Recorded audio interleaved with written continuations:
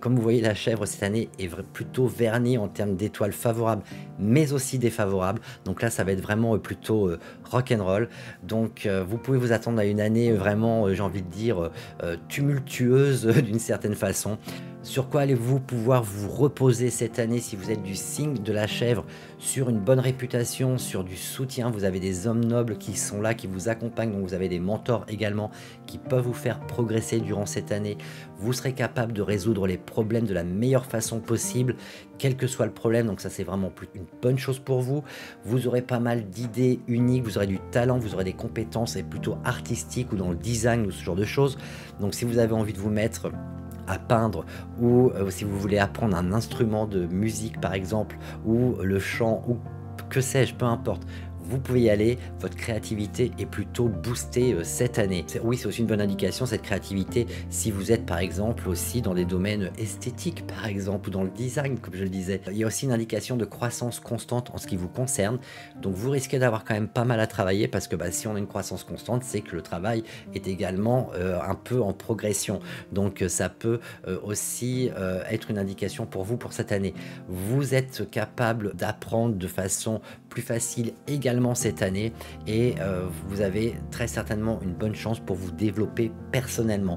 Donc vous voyez que l'année est quand même pas mal, sincèrement. Mais par contre, qu'est-ce qui pourrait pour vous, si vous êtes du signe de la chèvre, vous freiner cette année? Qu'est-ce qui pourrait vous amener un peu à avoir moins de progrès que vous auriez envie d'avoir en fait? Principalement avec tout ce qu'on a ici à l'écran, avec l'étoile du litige, avec également le charme annuel, le charme volant, l'instabilité, les 5 fantômes, ce genre de choses.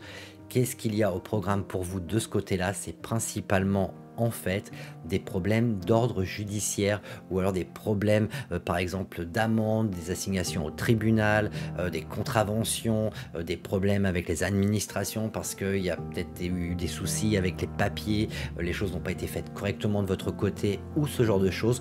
Donc qu'est-ce qui pourrait réellement vous empêcher de progresser cette année? Parce que vous avez vraiment de belles possibilités en termes de progression, en termes de tendance pour l'année. Il y a vraiment des belles choses.